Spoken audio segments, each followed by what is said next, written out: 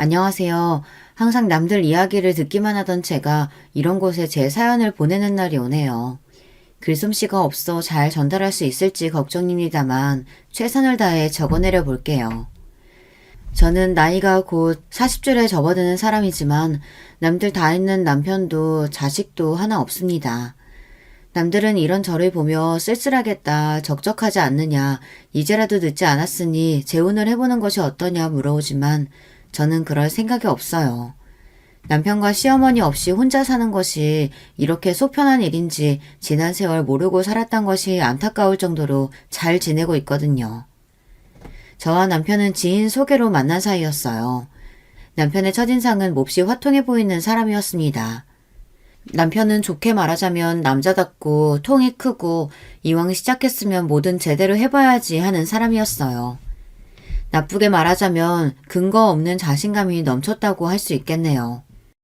당시 남편은 작은 회사에서 영업직으로 일하고 있었고 영업직답게 활발하고 주변에 사람들이 많고 처음 만난 저에게도 친근하게 말을 잘 걸어왔어요. 저는 어렸을 적부터 소심하고 타인에게 먼저 다가가기 어려워하는 사람이라 처음에는 그런 남편의 외향적인 면모가 호감으로 다가왔습니다. 그렇게 저와 남편은 연애를 시작했고 얼마 지나지 않아 결혼 이야기가 나와 남편의 어머님께 처음으로 인사를 드리러 갔어요. 남편은 홀어머니 밑에서 자랐는데 전에 듣기로는 그닥 넉넉지 않은 가정 형편에서 자란 것 같더라고요. 그 시절에 여자 혼자 아이를 키우려니 많이 힘드셨겠다 싶었어요. 처음 만나뵌 시어머니께서는 대뜸 제게 아들 자랑을 시작하셨어요.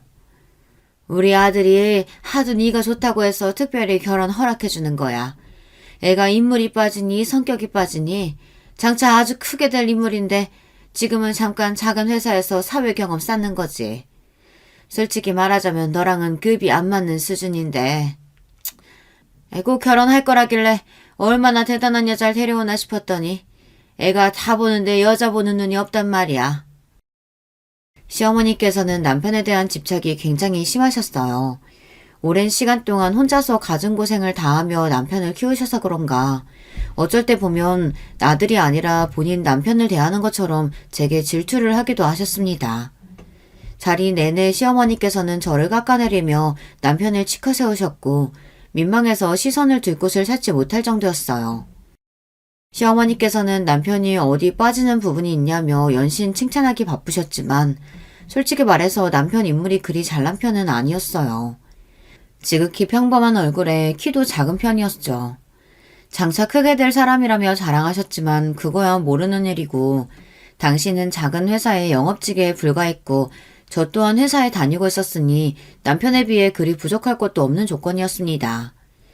그렇다고 집이 잘 사는 것도 아니고 모아둔 돈이 많은 것도 아닌데 시어머니 말씀만 들으면 완전히 1등 신랑감이 따로 없었어요.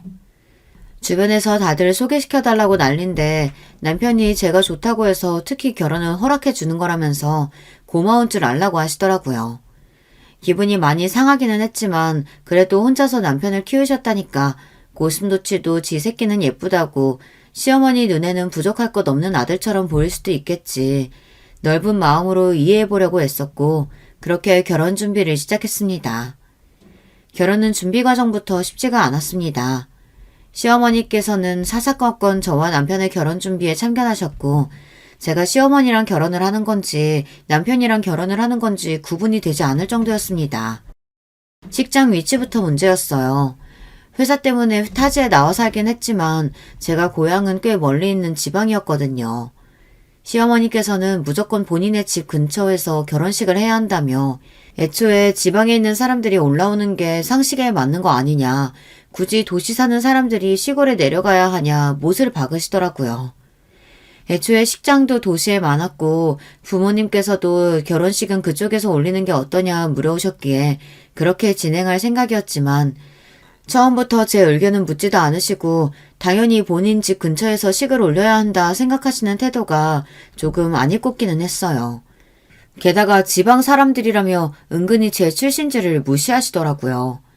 시골 사람들 이럴 때 도시 구경하는 거지 또 언제 올라올 일이 있겠냐면서 하객들 수준 차이가 너무 심하면 민망할 텐데 어쩌나 하시는데 속으로 기가 찼습니다. 도시 사람들이 시골 사람들보다 조금 세련되게 옷을 입을 수야 있겠죠. 그런데 서민들이 차이가 나봤자 다 거기서 거기 아닌가요? 누가 들으면 본인은 강남 사는 부자라도 되는 듯한 말투였습니다. 아까도 말했듯 시어머니께서는 어려운 형편에 혼자 남편을 키우셨고 결혼을 준비할 당시에도 수준 차이를 걱정할 만큼 그닥 넉넉한 형편은 아니었거든요. 식장은 그렇다 치더라도 웨딩드레스도 문제였습니다. 저는 인생에 단 한 번뿐인 결혼식이니 돈을 조금 더 주더라도 제 눈이 예뻐 보이는 웨딩드레스를 입고 싶었어요. 그렇다고 제가 뭐 몇천만 원 하는 드레스를 고르지도 않았죠. 조금 무리를 하더라도 형편에 맞는 수준이었고 제가 고른 것은 어깨가 드러나는 형식의 드레스였습니다. 그러나 드레스를 보신 시어머니께서는 기겁을 하시며 천박하게 어디 신부가 남들 앞에서 속살을 다 드러내냐며 목 끝까지 꽁꽁 싸매고 있는 아주 옛날 디자인의 드레스를 입으라고 하셨어요. 가격도 그 드레스가 가장 저렴했고요. 저는 다른 건 몰라도 웨딩드레스는 양보 못한다. 제가 입지 어머니가 입으시냐 언성을 높였지만 시어머니께서는 본인 눈에 흙이 들어가도 안 된다. 저 드레스 입고 결혼할 거면 나 결혼식에 참석 안 한다. 으름장을 놓으셨습니다. 결국 시어머니의 뜻대로 옛날 디자인의 못생긴 드레스를 입고 결혼식을 올렸어요. 시어머니께서는 신혼여행지도 본인이 정하셨습니다. 그래도 이왕 떠나는 여행 저는 해외로 가고 싶은 마음이 컸어요. 어려운 형편에 이때가 아니면 언제 또 해외여행을 떠나보겠어요. 회사에서 신혼여행이라고 하면 휴가를 길게 주기도 했고 여자라면 누구나 로맨틱한 신혼여행에 대한 로망이 있잖아요. 그러나 시어머니께서는 신혼여행은 무조건 제주도로 가야 한다면서 본인 아는 사람이 여행사에 일해서 부탁을 해놨다며 저와 남편에게는 말씀도 하지 않으시고 여행을 전부 예약해 놓으셨더라고요. 결국 울며 겨자 먹기로 제주도로 신혼여행을 다녀왔고 이런 과정에서 남편은 항상 한마디 불만도 없이 시어머니 의견을 따랐어요. 그렇게 화통하고 남들 앞에서는 언제나 큰소리 뻥뻥 치는 인간이 시어머니 앞에만 서면 아주 순한 양이 따로 없었습니다. 시어머니께서는 틈만 나면 제게 호통을 튀셨고 기차 화통을 삶아먹은 수준이었어요. 어찌나 목소리가 크신지 깜짝깜짝 놀랄 때가 많았고 스트레스가 정말 심했습니다. 다시 생각해보면 그때 왜 도망가지 않고 남편과 결혼을 감행했는지 모르겠어요. 제 손으로 제 무덤을 파고 들어간 거나 마찬가지였죠. 그때는 남편이 뭐가 그렇게 좋았는지 콩깍지라는 게 참 무서운 거더라고요. 그렇게 어찌어찌 신혼여행을 다녀온 뒤로 저는 시댁에 들어가 시집살이를 시작하게 되었습니다. 원래는 남편이 작은 빌라를 해오기로 했는데 시어머니께서 갑자기 말을 바꾸셨어요. 니네 지금 집 사봤자 어차피 전부 대출이잖아. 월세는 돈 아껴야 되니 안 되고 전세 구해봤자 빌라 수준일 거고 차라리 우리 집에 들어와서 좀 살다가 돈 모이면 제대로 된 아파트로 들어가는 게 낫지 않겠어? 저는 당연히 기겁하며 남편의 옆구리를 찔렀지만 남편은 속도 없이 어머님 말씀이 맞다며 이왕 살 거 빌라보다는 아파트가 낫겠다. 돈이 모일 때까지 시댁에서 살겠다고 하더라고요. 그렇게 강제 시집살이가 시작되었고 당연히 시집살이 내내 스트레스가 정말 심했습니다. 일단 시어머니께서는 제가 다니던 회사를 그만두길 바라셨어요. 본인 아들은 누가 집에서 내조만 제대로 해주면 성공할 인물인데 지금까지 기회가 없어서 빛을 못 보고 있는 거라면서요. 집에서 얌전히 남편 뒷바라지할 여자 만났으면 앞날이 창창했을 텐데 저 같은 여자를 만나서 팔자를 다 망쳤다며 제가 듣는 앞에서 매일같이 투덜대셨어요. 남편이나 저나 회사 다니는 건 똑같은데 항상 저만 새벽부터 일어나 아침밥을 차렸고 빨래며 청소며 집안일은 전부 제 차지였어요. 시어머니께서는 하루 종일 집에 계시면서도 몸이 아프다며 손가락 하나 꼼짝하지 않으셨고 결국 참다 못한 제가 남편에게 왜 맞벌이를 하는데 나한테만 집안일을 다 떠맡기냐 따지자 남편은 본인은 태어나서 집안일을 한 번도 해본 적이 없다며 그런 일은 원래 여자들이 하는 거 아니냐 어렸을 적부터 어머니께서 모든 것을 다 해주셨기에 당연히 그런 줄로만 알았다고 답하더라고요. 참 기가 찼습니다. 요즘 세상에도 이런 왕자님이 다 있구나 싶었어요. 결혼하기 전에 진작 알아봤어야 하는 건데 그때부터 내가 결혼을 잘못했구나 싶긴 하더라고요. 우리 어머니 그동안 나 키우시느라 고생도 많이 하셨고 몸도 아프신데 그러지 말고 네가 집안일 좀 해줘. 저 나이 드시고 요리하고 빨래하고 살림하시는 건 무리잖아. 그래, 100번 양보해서 시어머니께서 살림 안 하시는 건 그렇다 치자. 근데 당신은 뭔데? 그렇게 어머니가 안쓰럽고 죄송스러우면 네가 잘 모셔야지. 왜 효도를 나한테 시켜? 집안일에 여자고 남자고가 어딨어. 뭐 나는 하녀고 당신은 왕자님이라도 된다는 거야, 뭐야? 더 이상은 못 참겠으니까 내일 아침밥은 당신이 차려. 그렇게 다음날 아침밥은 결혼 후 처음으로 남편이 차리게 되었어요.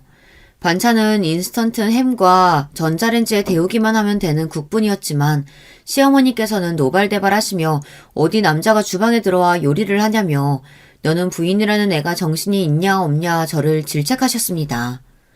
남자가 주방에 드나들면 될 일도 안 된다. 남자 역할이 있고 여자 역할이 있는 건데 얌전히 회사 그만두고 집에서 살림이나 하고 남편 뒷바라지나 할 것이지 어디 하늘 같은 남편에게 네 밥을 차리게 만드냐며 언성을 높이시더라고요. 듣자 하니 너무 억울하고 화가 나서 그렇게 소중한 아들이면 앞으로 어머님께서 아침 차려주시라고 저는 도저히 못하겠다 소리를 빽 지르고는 먼저 출근을 했습니다. 다음날부터 시어머니께서 남편 아침밥을 차려주게 되었고 당연히 제 아침은 준비해주지 않으시더라고요. 애초에 아침밥을 꼬박꼬박 챙겨 먹는 편이 아니었기에 큰 문제는 없었지만 사람이 참 쪼잔하고 좀스럽게 군다 싶었어요. 아침밥 문제는 해결됐지만 그래도 여전히 빨래와 청소 등 남은 집안일은 전부 제 몫이었습니다. 남편은 집안일은 할 줄 모르고 할 생각이 없어 보였고 시어머니께서는 진짜인지는 모르겠지만 몸이 아프시다고 하니 별 수 없었어요. 회사를 다니면서 집안일도 전부 하려니 점점 몸이 지치고 너무 힘들더라고요. 결국 얼마 지나지 않아 회사를 그만두게 되었습니다. 시어머니께서는 제 퇴사 소식에 몹시 기뻐하셨어요. 진작부터 그만두고 집에서 남편 내조나 했어야지. 능력도 안 되는 애가 분수에 안 맞게 남편과 맞먹으려 하니 문제였다며 이제부터라도 정신 차리고 살림 제대로 하라 속을 긁어놓으시더라고요. 회사를 그만두니 시어머니의 구박은 더 본격적이 되었습니다. 제가 조금만 말대꾸를 하면 우리 아들이 벌어온 돈으로 먹고 살면서 어디서 큰 소리를 내냐며 호통을 치셨고 어머니께서 회사 그만두라고 하셨잖아요. 제가 얹혀 살고 싶어서 얹혀 사나요? 회사 다니면서 살림까지 하려니까 너무 힘들어서 그런 거잖아요. 따지고 들면 네가 살림을 얼마나 잘하면 잘했다고 큰 소리냐. 다른 여자들은 회사 다니면서 집안일도 잘하고 내조도 잘만 하더라. 어디서 엄살이냐 언성을 높이셨습니다. 그럼 이제라도 다시 회사 다니겠다. 이런 취급 받으면서 도저히 집에 못 있겠다 하니 어딜 나가려 하냐며 집에서 얌전히 살림하고 내조나 하라고 하시더라고요. 도대체 어느 장단에 맞춰서 춤을 추라는 건지 모를 지경이었습니다. 그 즈음부터 시어머니께서는 제게 아이를 낳아야 한다며 결혼한 지가 한참인데 왜 임신 소식이 없냐 저를 닥달하시기 시작하셨어요. 그러면서 시어머니께서는 무조건 아들을 낳아야 한다며 각종 미신들을 어디서 주워 듣고 오셔서는 저와 남편에게 강요하셨어요. 아침에 눈 뜨자마자 관계를 가져야 한다. 바나나를 많이 먹어야 한다더라. 몸이 차야 한다더라 하면서요. 추워 죽겠는데 집에 난방도 틀지 못하게 하셨고 본인만 전기장판을 틀어놓고 따뜻하게 주무셨어요. 물론 이번에는 남편도 고생이긴 했지만 스트레스가 나뉜다고 사라지지는 않잖아요. 오히려 2배가 될 뿐이었죠. 오랫동안 임신이 되지 않아 남편도 네 몸에 문제 있는 거 아니냐며 저를 탓하기 시작했고 시어머니께서는 살림도 제대로 못하고 돈도 못 벌어오는데 애까지 못 가진다며 아주 쓸모없는 년이라 저를 욕하셨어요. 애를 가지려면 며칠 참았다가 그 기운 모아서 관계 가져야 된다니까? 내가 그 방법으로 둘째 한 번에 임신했잖아. 새댁은 아직 젊으니까 곧 애 들어설 거야. 너무 걱정하지 말고 마음 편하게 가져. 일을 그만둔 후로 저는 아파트 분여회 활동을 시작했는데 그곳에서 만난 아주머니 분들은 임신으로 스트레스를 받는 제게 임신에 관한 여러 가지 미신들을 알려주셨습니다. 제가 부녀회에서 가장 나이가 어렸기에 아주머니 분들은 저를 세댁세댁 하시며 살뜰하게 챙겨주셨어요. 부녀회원분들의 미신 덕분인지 몰라도 얼마 지나지 않아 아이가 들어서게 되었고 임신하고 난 뒤로 시어머니의 참견은 더더욱 심해졌습니다. 임신했다고 하루 종일 앉아있으면 안 된다. 그러면 애가 멍청해진다더라 하시며 억지로 저를 밖으로 내모셨고 임신 초기에 심한 입덧으로 고생하면서도 매일같이 산책을 했어요. 남들은 임신 중기면 다들 입덧이 괜찮아진다는데 저는 꽤 오래 고생을 했습니다. 그렇게 좋아하던 고기는 냄새만 맡아도 구역질이 나고 넘길 수 있는 것은 상큼한 과일뿐이었어요. 임신하면 신 것을 잘 먹게 된다는 말이 괜히 있는 말이 아니더라고요. 신맛이 나지 않는 것들은 음식 특유의 향 때문에 도저히 먹을 마음이 들지를 않았습니다. 그러나 시어머니께서는 그런 제게 막무가내로 음식을 먹이려고 하셨어요. 누가 너 좋으라고 이러는 줄 아느냐. 네가 안 먹으면 뱃속에 있는 우리 아들 핏줄도 굽는 거 아니냐. 엄마가 되어서는 억지로라도 뭘 먹어야지 왜 그렇게 책임감 없이 구냐며 저를 질책하셨습니다. 매일 억지로 식사를 하느라 밥을 먹다가도 구토가 올라와 화장실에 뛰어가기 일쑤였고 하루 종일 속이 울렁거리고 헛구역질을 달고 살았어요. 먹고 싶지 않은 것들을 억지로 쑤셔 넣으려고 하니 입맛은 날이 갈수록 없어졌고 남들은 임신하면 살이 찐다는데 저는 오히려 살이 3kg 정도 빠졌습니다. 부녀의 아주머니들은 안 그래도 마른 사람이 임신하고 나서 살이 더 빠졌다며 힘든 건 있으면 말하라 시어머니보다도 더 저를 챙겨주셨어요. 엄마가 먼저지 애가 먼저냐면서 일단 엄마가 건강하고 행복해야 아이도 건강하게 나오는 거다. 시어머니가 뭐라고 구박을 하시든 한 귀로 듣고 한 귀로 흘려라며 등을 토닥여 주시는데 그게 참 뭐라고 참 위로가 되었던 것 같아요. 그렇게 임신 말기에 접어들던 어느 날이었습니다. 배는 눈에 띄게 커졌고 걷기가 불편할 정도였지만 시어머니께서는 여전히 매일같이 저를 밖으로 내몰았어요. 배가 불러올수록 몸을 움직여야 하는 거라면서 그날은 눈이 펑펑 왔는데도 몸이 아프다는 제 등을 떠미시더라고요. 어쩔 수 없이 잠깐만 걷다 와야겠다 생각으로 아파트 주변을 돌고 있는데 아랫배에 갑작스러운 통증이 찾아왔습니다. 이전에도 몇 번 하혈을 하고 심한 복통을 겪었던 적이 있었기에 덜컥 겁이 났어요. 다리 사이에 미지근한 액체가 흐르는 느낌이 들었고 그대로 자리에 쓰러지고 말았습니다. 눈을 뜨니 병원이었어요. 무려 3일을 내리 기절해 있었다고 했습니다. 제가 글 서두에 남편도 자식도 없는 사람이라고 이야기했었죠. 저와 남편의 아이는 그렇게 빛 한 번 보지 못하고 세상을 떠났습니다. 아파트 산책로에 쓰러져 있던 저를 발견해 병원으로 데려다 주신 분은 다름 아닌 옆집 아주머니였어요. 아주머니께서는 부녀회장으로 평소에도 저를 잘 챙겨주시던 분이었습니다. 어느 정도 몸을 회복하고 감사 인사를 드리러 가자 아주머니께서는 당연히 해야 할 일을 한 것뿐이라며 몸은 좀 괜찮냐고 물어보시더라고요. 알고 보니 아주머니께서도 젊은 시절 유산을 경험했던 경험이 있으시다고 했습니다. 아주머니께서는 남편분과 둘이서 지내고 계셨는데 유산을 겪은 후 아들 한 명을 낳았지만 아들이 7살 때 교통사고로 세상을 떠났다고 했어요. 그 뒤로 아이를 낳지 않고 남편분과 둘이서 살아왔고 지금은 아이들을 잃은 상처가 깊게 남아있다고 하셨습니다. 그래서 누구보다 세댁의 아픔을 잘 알고 있다며 유산과 출산은 후유증이 크게 다르지 않다. 세댁은 배도 많이 부른 상태에서 아이를 잃었기에 더더욱 후유증이 심할 거다. 배가 안 고파도 뭐라도 챙겨 먹고 긍정적으로 생각해야 한다. 저에게 피가 되고 살이 되는 충고들을 해주셨고 무엇보다 중요한 것은 아이를 잃은 것이 절대 제 탓이 아니라는 사실이라고 하셨습니다. 아주머니께서는 유산을 하셨을 때 몹시 심하게 자책을 하셨다고 합니다. 주변 사람들도 안타깝다고 하면서도 그렇게 몸가짐을 좀 조심히 하지 네가 뭔가 잘못을 해서 아이를 잃은 것 아니냐 은근히 아주머니 탓을 했고 덕분에 아주 오랫동안 아이를 떠나보내지 못하고 두 번째 임신을 하기까지 긴 시간이 필요했다고 하더라고요. 아주머니께서는 유산은 엄마의 잘못 때문에 일어나는 일이 아니라며 주변에서 누가 뭐라고 하든 스스로를 깎아내릴 필요 없다. 몸조리 잘해라 저를 위로해 주셨습니다.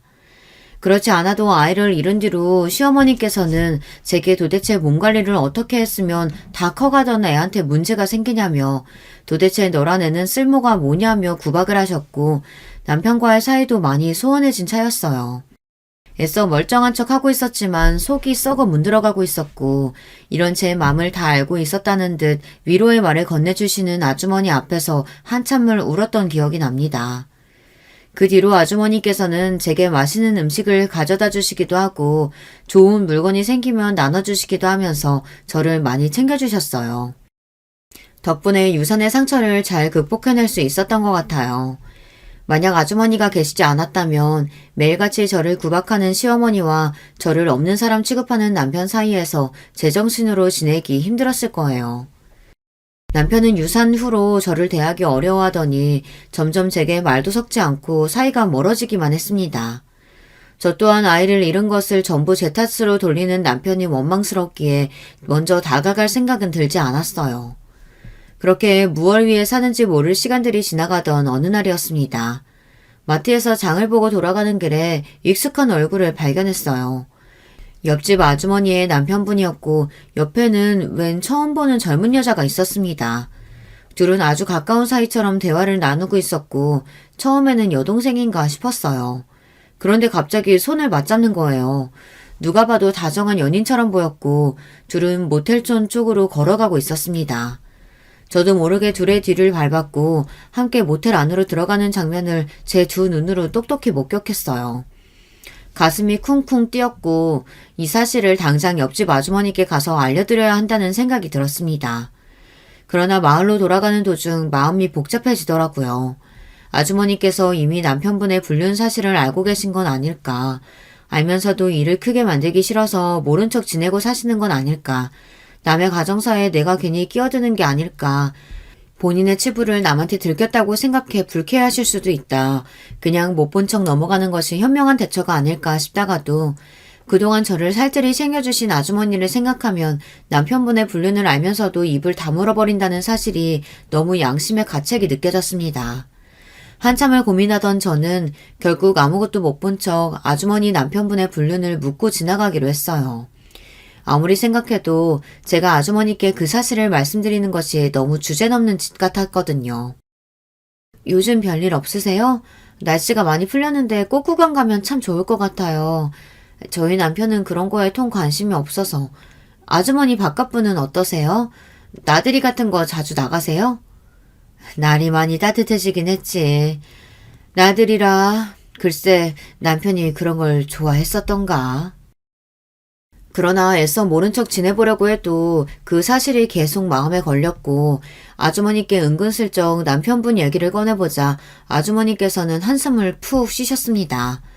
그 모습이 뭔가 고민이 있는 것처럼 보였고 역시 불륜 사실을 알고 계시는 건가 싶었어요. 그러나 제 쪽에서 먼저 불륜 이야기를 꺼낼 수는 없었고 아주머니께서도 제게 고민을 말씀해 주실 생각은 없어 보였어요. 역시 아무래도 남에게 이런 이야기를 쉽게 꺼낼 수는 없겠지 싶어 다른 이야기로 화제를 돌리려고 했는데 아주머니께서 갑자기 입을 여셨어요. 세댁, 이 이야기 아무한테도 하지 마. 내가 진짜 세댁 믿어서 이야기하는 거야. 실은 우리 남편이 바람을 피우고 있는 것 같아. 아주머니께서는 남편분이 얼마 전부터 약속도 많아지고 휴대전화를 숨기기 시작했다며 생전 그런 적 없는 사람이 약속 나갈 때 멋도 부리고 얼마 전에는 향수까지 샀더라. 아무리 생각해도 여자가 생긴 것 같은데 심증만 있고 물증이 없다. 하루 종일 그 생각만 나고 머릿속이 복잡하다. 요즘 잠도 못 자고 너무 괴롭다며 속마음을 털어놓으셨습니다. 그런 아주머니께 저는 제가 얼마 전에 보았던 장면을 솔직하게 말씀드렸어요. 그 장면을 목격하고 나서 아주머니께 말씀을 드려야 할지 말아야 할지 정말 많이 고민했다고.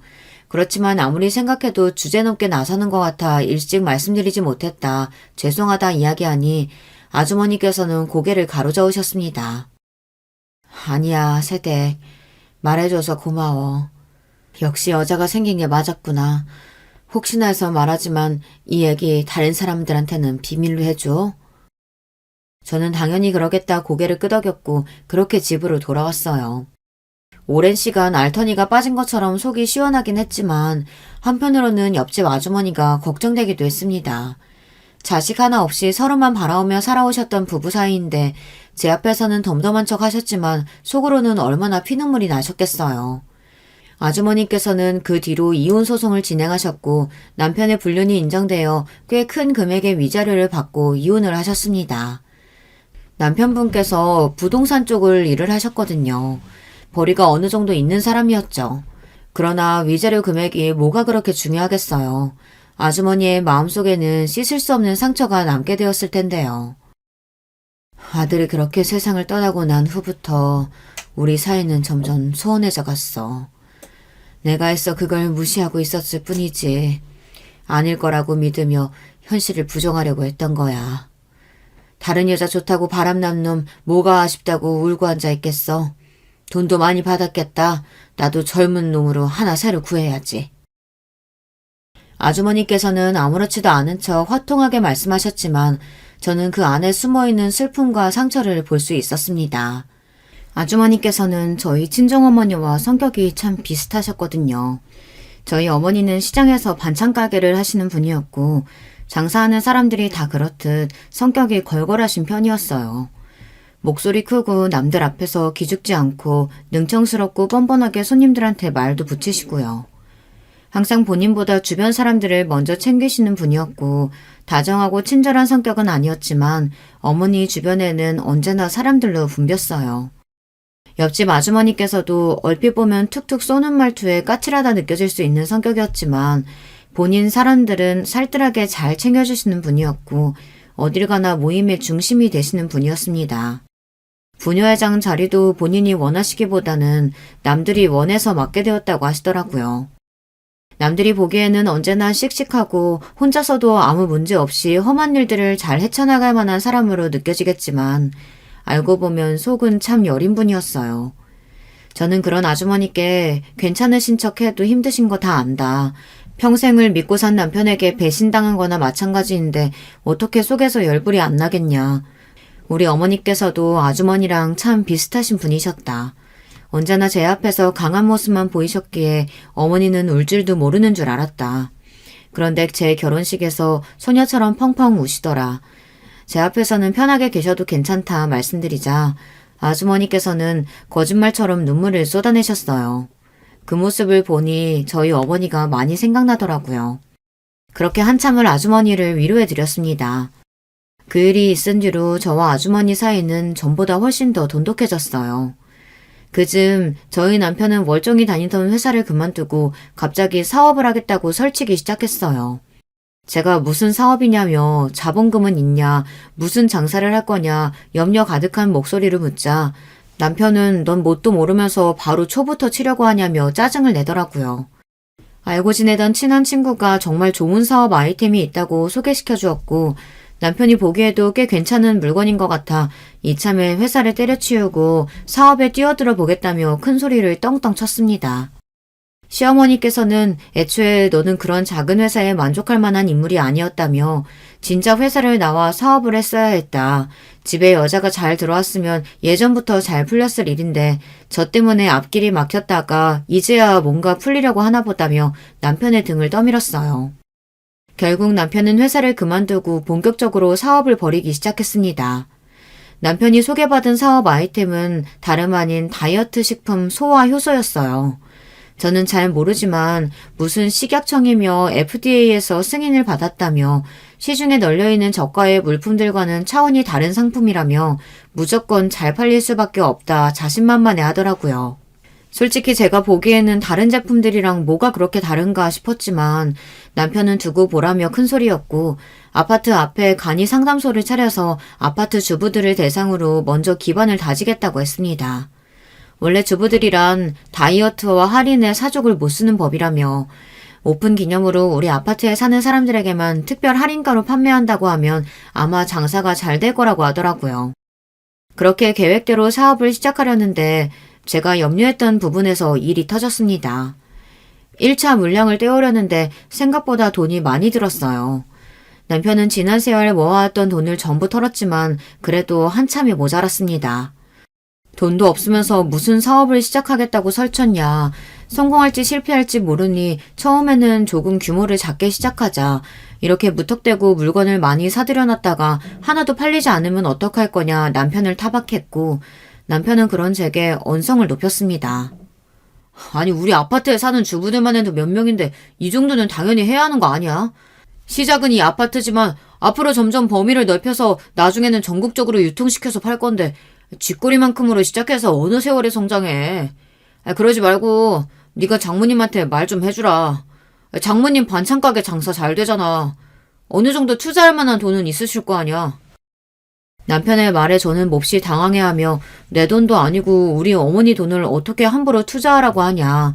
당신은 뭘 믿고 그렇게 큰 돈을 내주겠냐 답했어요. 그런 제게 남편은 무조건 성공할 거라며 사업이 실패하더라도 원금은 꼭 돌려줄 테니 이번 한 번만 믿고 도와달라 사정사정을 하더라고요. 유산 후 대면대면하게 지내왔던 남편이 오랜만에 제 손을 꼭 잡으며 부탁해오는 모습에 마음이 약해졌어요. 결국 별로 내키지는 않았지만 어머니께 연락을 드려 자본금을 빌려왔습니다. 마침 어머니께서 가게 확장을 위해 모아놓으신 돈이 조금 있었고 사업이 망한다고 해도 원금은 보장해준다니까 어느 정도 아니란 마음도 있었죠. 그렇게 남편은 야심차게 사업을 시작했고 간이 상담소에서 하루 종일 아파트 주부들을 상대로 물건을 팔았어요. 폭삭 망하지 않을까 걱정했던 제 예상과는 다르게 생각보다 상담소는 손님들로 붐볐어요. 며칠이 지나자 완전히 문전성시였습니다. 시중에 판매되는 효소들보다 꽤나 비싼 가격이었는데도 오픈 기념으로 아파트 사람들에게만 싸게 판다고 하니 입소문이 나서 너도 나도 사러 오는 것 같았어요. 생각보다 훨씬 일찍 준비했던 1차 물량이 모두 팔렸고 남편은 이럴 줄 알았다며 2차 주문을 넣고 상담소를 주변의 다른 아파트까지 늘리겠다고 했습니다. 시어머니께서는 이제야 뭔가 좀 제대로 풀리려나 보다 하고 몹시 기뻐하셨지만 저는 걱정이 먼저 들었어요. 너무 급하게 규모를 늘리려 하는 게 아니냐며 조금 더 천천히 두고 고민을 해보라 말했지만 시어머니께서는 초치는 소리 한다며 그렇지 않아도 지금까지 저 때문에 남편 일이 안 풀렸던 건데 나서지 말고 가만히 있으라 윽박을 지르셨습니다. 결국 그렇게 2차 주문까지 완료했고 주변 아파트에도 입소문이 난 건지 2차 주문까지 빠른 시간 안에 완판이 되었어요. 남편은 이제 임시 상담소 말고 근처 상가에 제대로 된 사무실을 마련하겠다 말했고 2번의 성공이 있긴 했지만 저는 여전히 불안한 마음이 컸습니다. 그냥 물건 떼와서 적당히 파는 것과 제대로 사무실 차려서 사업하는 건 다른 일이라고 법인이며 이것저것 제대로 알아보고 하는 거냐 남편에게 묻자 남편은 몹시 짜증을 내면서 그만 좀 나서라 집에서 살림만 하는 애가 도대체 뭘 한다고 자꾸 참견이냐 화를 냈습니다. 당신 사업 어떻게 시작했는지 잊었어? 우리 친정에서 자본금 투자해준 거잖아. 투자자로서 이 정도 얘기는 할 수 있는 거 아니야? 겨우 그 코딱지만한 돈 가지고 그렇게 유세냐? 앞으로 사업 승승장구해서 잘 될 일만 남았는데 왜 자꾸 딴지 걸고 초를 치려들어? 그냥 좀 얌전히 따라주면 안 돼? 빌려갈 땐 설설 기면서 비위 맞추느라 바쁘더니 화장실 들어갈 때 다르고 나올 때 다르다는 말이 딱 맞더라고요. 친정 어머니께서 새벽부터 밤까지 뼈 빠지게 고생하셔서 모으신 돈인데 그 돈을 코딱지만한 돈이네 왜 그렇게 유세를 떠내 하는 남편을 보고 온갖 정이 다 떨어지는 기분이었습니다. 솔직히 말해서 제 눈에 남편의 사업의 성공은 전부 초심자의 운 같았어요. 곧 여름이 다가올 시기라 다들 다이어트에 관심이 많아질 때였고 오픈 기념으로 싼 값에 판매한다고 하니 너도 나도 달려들어 제대로 알아보지도 않고 제품을 구매한 거였겠죠. 나중에 오픈 행사가 끝나도 지금처럼 장사가 잘 될 것 같냐. 동네 장사랑 전국구 장사랑은 다른 거다. 내가 그래도 당신보다 장사는 좀 더 안다. 우리 어머니께서도 가게 규모 몇 번 늘리려다가 실패하시고 이제야 다시 도전하시는 거다. 장사가 그렇게 쉬운 일이 아니다. 남편에게 쓴소리를 쏟아냈지만 남편은 모두 한 귀를 듣고 한 귀를 흘리는 것 같았습니다. 남편은 겨우 반찬가게 장사랑 내가 하는 사업이 비교나 되겠냐며 원래 남자가 한번 칼을 뽑았으면 무라도 썰어야 하는 법이라고 암탉이 울면 집이 망한다고 했다. 내가 알아서 잘할 테니 제발 참견 그만하고 나서지 말라 못을 박았습니다. 그렇게 남편은 상가 건물 계약을 했고 어디서 돈이 났냐 물어보니 그건 알아서 뭐하게 묻더라고요. 설마 대출이라도 받았냐 했더니 남편은 원래 사업에는 어느 정도 모험이 필요한 법이라고 흐름을 탔을 때 제대로 판을 벌려야지 너처럼 소심하게 고민하다가는 때를 놓치는 거다 기고만장하게 굴었습니다. 시어머니께서도 남편 말이 다 맞다며 제가 뭘 알겠냐 이래서 결혼을 반대했던 거다. 쟤 때문에 잘 될 일도 다 안 풀린다느니 재수가 없다느니 전과는 비교도 되지 않은 막말을 쏟아내셨어요. 예전 같았으면 저도 참지 않고 맞받아치며 싸웠을 테지만 아이들 잃은 후로 저는 더 이상 그럴 만한 기력도 의지도 없었고 그래, 다 내 잘못이겠거니 허탈한 마음으로 입을 다물게 되었습니다. 세댁, 혹시 남편이랑 무슨 일 있어? 세댁 남편 저번 주말에 식당에서 어떤 여자랑 단둘이 밥 먹고 있던데 분위기가 심상치가 않더라고. 내가 고민하다가 말해주는 거야. 그러던 어느 날이었어요. 부녀의 모임 자리에서 한 아주머니가 제게 기니 할 말이 있다며 저를 따로 불러내셨고 저번 주말에 번화가에 있는 식당에서 남편과 낯선 여자가 함께 식사하는 모습을 봤다는 이야기였습니다. 너무나 놀랐지만 애써 아무렇지도 않은 척 말해주셔서 감사하다며 남편과 이야기해보겠다고 돌아섰고 머릿속에서는 온갖 생각이 들었어요. 남편이 바람을 피고 있나? 서로 사이가 소원해진 지 오래되기는 했지만 설마 다른 여자가 생겼을 거라는 생각은 해본 적이 없었는데 게다가 요즘 사업한다고 바쁜 사람이 여자 만날 시간이 어디 있겠어. 사업 도와주시는 분이겠지. 아무리 좋은 쪽으로 생각하려고 해도 쉽게 되지 않았고 결국 그날 밤 저는 남편에게 낮에 전해 들은 이야기를 꺼냈어요.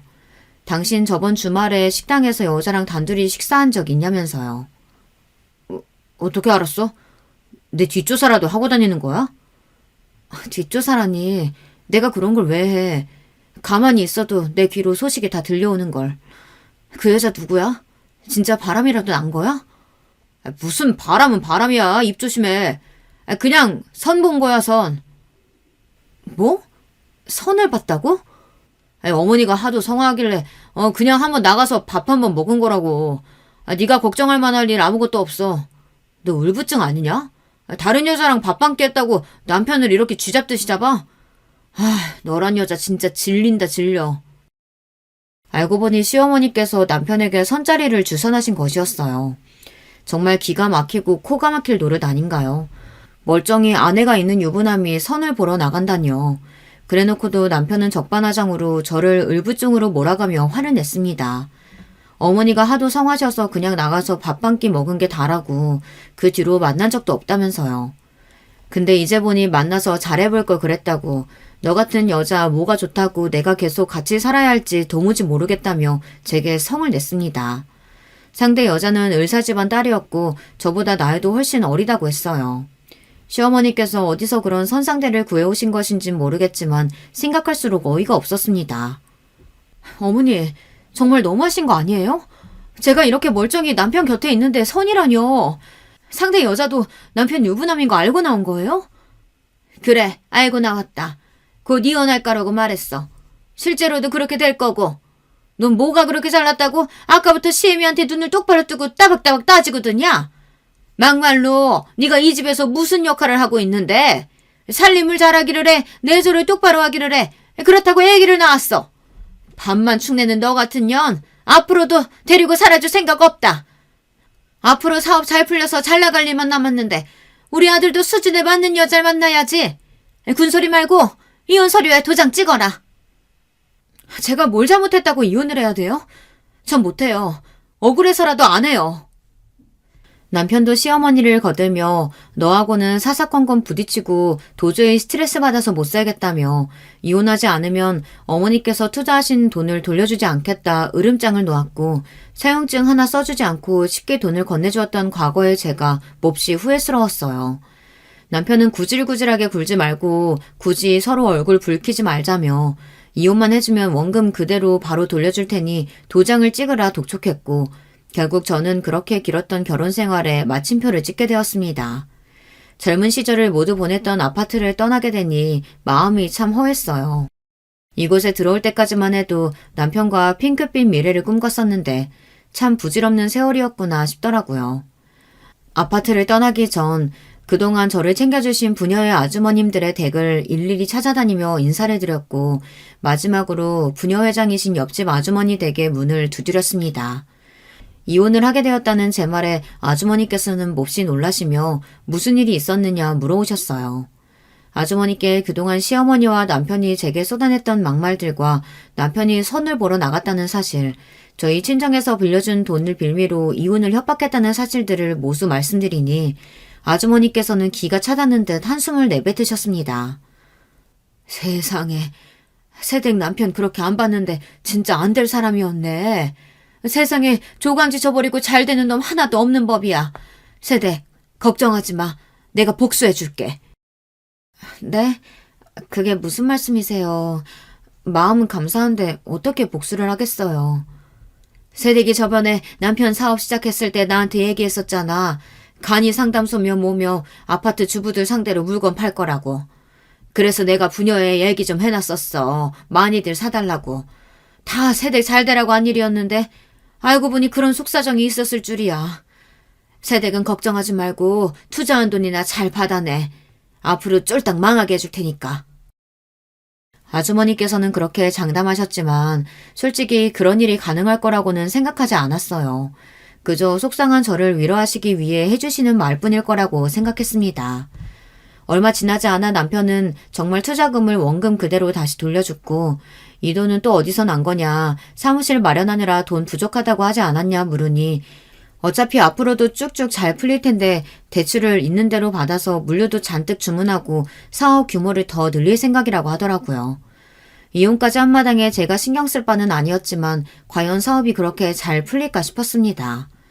처음에는 억울하고 슬픈 마음이 컸지만 오랜만에 고향으로 돌아가 친정 부모님과 함께 지내며 꼴도 보기 싫은 인간 둘을 안 보고 사니 속도 시원하고 좋더라고요. 내가 그동안 왜 그런 대우를 받으며 꾸역꾸역 참고 살았나 싶기도 했고요. 새벽부터 장사를 나가시는 어머니를 도와 가게를 보기도 하고 함께 재료를 준비하기도 하며 남편 없는 일상에 차차 적응하던 중이었어요. 제발 우리 좀 도와다오. 내가 잘못했다. 이러다가 네 남편 진짜 죽게 생겼어. 네? 어머니, 갑자기 그게 무슨 말씀이세요? 갑작스러운 시어머니의 전화에 어안이 벙벙했어요. 갑자기 남편이 죽게 생겼다니 무슨 일인가 싶었죠. 급하게 시댁에 찾아가니 남편은 대낮부터 술에 진탕 취해 뻗어 있었고 집안은 난장판이 되어 있었습니다. 도대체 이게 무슨 난리인가 싶어 시어머니께 무슨 일이 있었냐고 물어보니 요 며칠 동안 남편의 사업이 정말로 완전히 쫄딱 망했다고 하더라고요. 그동안 받았던 주문들의 3분의 2 이상이 반품 신청이 들어왔고 부녀회장, 그러니까 옆집 아주머니께서 임시 상담소가 아파트 단지 내 분위기를 해친다며 철거를 요청했다고 했습니다. 게다가 부녀회장이 사람들 다 보는 앞에서 이 효소 성분이 좀 이상한 것 같다고, 제대로 된 다이어트 제품도 아닌데 아파트 사람들 등쳐먹으려 속여 파는 것 같다 이야기를 꺼내 제품 이미지도 완전 엉망이 되었다고 했어요. 신규 주문도 전혀 들어오질 않았고 새로 신청한 물량은 이미 창고에 배달되어 쌓여 있는데 너무나 갑작스러운 일들에 남편은 해결 방법을 찾지 못하고 술독에 빠져 지냈던 것이었습니다. 남편은 술에 취해 집안 물건을 다 던지고 부수며 어머니 때문에 저와 이혼해서 이런 사단이 난 거라고 전부 다 어머니 때문이라 소리를 질렀다고 했습니다. 너 부녀회장이랑 꽤 가까운 사이였잖아. 그 여자가 갑자기 왜 그러는 거니? 설마 진짜 너랑 이혼했다고 우리한테 복수하는 거야? 이제야 사업 좀 제대로 풀리기 시작했는데 제발 이러지 마라. 네가 가서 그 여자한테 얘기 좀 잘 해줘. 제가 왜요? 제가 이 사업이랑 무슨 관련이 있다고요? 남편이나 어머니나 저랑 이제 아무 사이도 아니잖아요. 그래도 우리 같이 보낸 세월이 있잖니. 제발 도와주렴.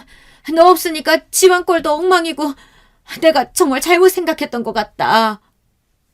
그렇게 매정하게 저를 쫓아낼 때는 언제고 상황이 변하니 180도로 달라진 태도로 도와달라 돌아오라 매달리는 시어머니를 보니 참 기가 차더라고요.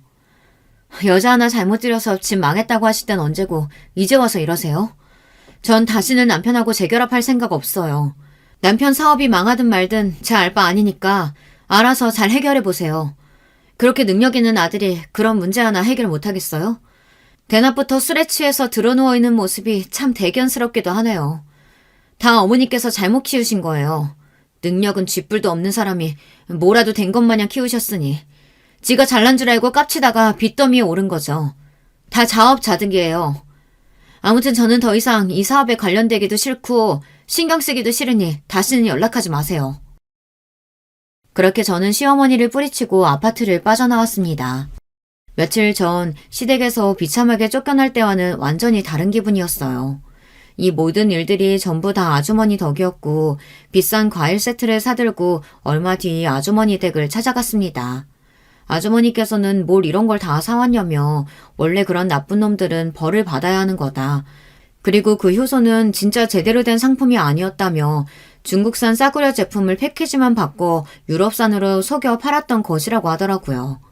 물론 남편도 속은 거였겠지만 어찌됐든 사람들은 남편 말만 믿고 물건을 샀으니 책임은 모두 남편에게 있었습니다. 얼마 지나지 않아 남편의 간이 상담소들은 모두 철거되었고 간판만 달려있는 남편의 상가 건물 사무실도 한참 동안 텅 비어있다가 결국은 안에 있던 가구들도 모두 치웠더라고요. 남편과 시어머니는 이사를 나갔다고 했고 아마도 더 좁고 작은 집으로 옮겨야 했던 거겠죠. 어마어마한 빚더미에 앉아 앞으로 삶이 막막할 테니까요. 그 일이 있은 뒤로 저는 아주머니와 둘도 없는 사이가 되었어요. 저나 아주머니나 둘 다 남편도 없고 자식도 없는 처지에 쿵짝이 아주 잘 맞아요. 둘이 함께 맛있는 것도 먹으러 다니고 좋은 것도 보러 다니며 잘 놀고 있습니다. 남편에게 유일하게 고마운 것 하나 있다면 아주머니를 만나게 해줬다는 점이에요. 어머니께서는 지금도 종종 손주를 못 보게 된 것을 섭섭해 하시긴 하지만 다시 결혼하라는 얘기는 절대 입에 올리시지 않습니다. 저도 이제 결혼이라면 완전히 학을 뗐어요. 새로운 남자를 만나고 싶지도 않고 남편과 함께 지냈던 그 시절도 전혀 그립지 않습니다.